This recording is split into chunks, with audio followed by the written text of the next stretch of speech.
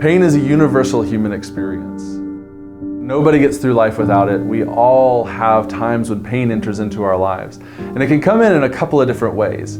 We have pain that's due to our own bad decisions. We choose to pick up something that's too heavy for ourselves and we hurt our back. Or sometimes it's our own sinful decisions. We lose our temper with our spouse or with our kids and we yell at them, and there's the pain of that separation in our relationship. But there's another kind of pain that almost everyone experiences at some point in their life. And it's a pain that comes into our life that's catastrophic, but we cannot figure out why it's happening to us.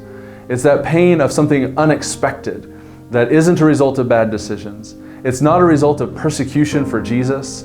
It's just something that happens in our life. And one of the deepest needs that we have as humans is to understand, why are these things happening? And what am I supposed to get out of this situation? Why would God allow me to go through something so terrible that is so heart-wrenching?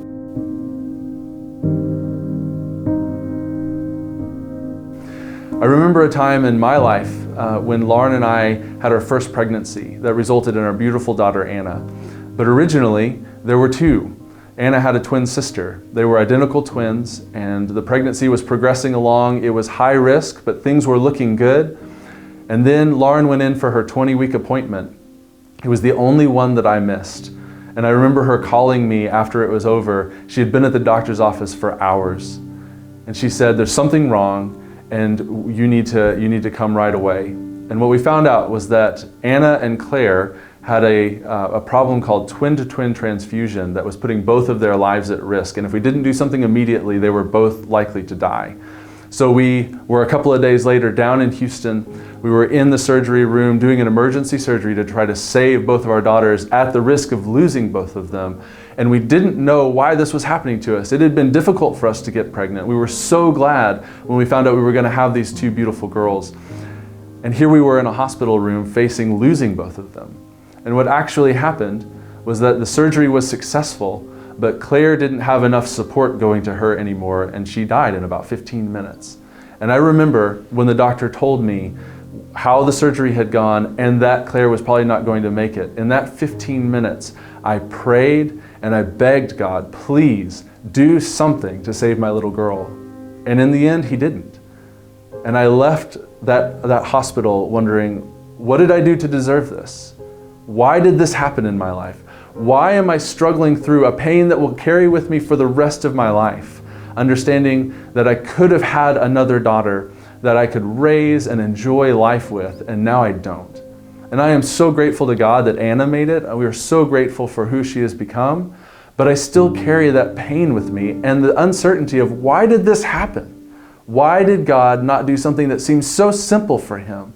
All He needed to do was create a few more blood vessels going to Claire, and it would have been fine. But He didn't. And this is a kind of situation that lots of us face in life. And there's a book of the Bible that we're going to be going through in the next 11 weeks that helps us to understand these situations just a little bit better. We're going to be studying through the book of Job. And as we start this week, you're going to be introduced to a man from the land of Uz whose name is Job. And he is upright and righteous. He loves and fears God, and he leads his family to do the same. And then the scene is going to shift to a heavenly courtroom where an adversary comes and stands before God and challenges God about Job and tells God, the reason Job serves you is because you've given him so much. Job knows that as long as he does good things, he gets good things. As long as he serves God, God blesses him. And the adversary says, take all of that away and let's see what happens. I bet Job will curse you to your face and he will not serve you anymore. And God accepts the challenge. And so in two different scenes, everything is taken away from Job.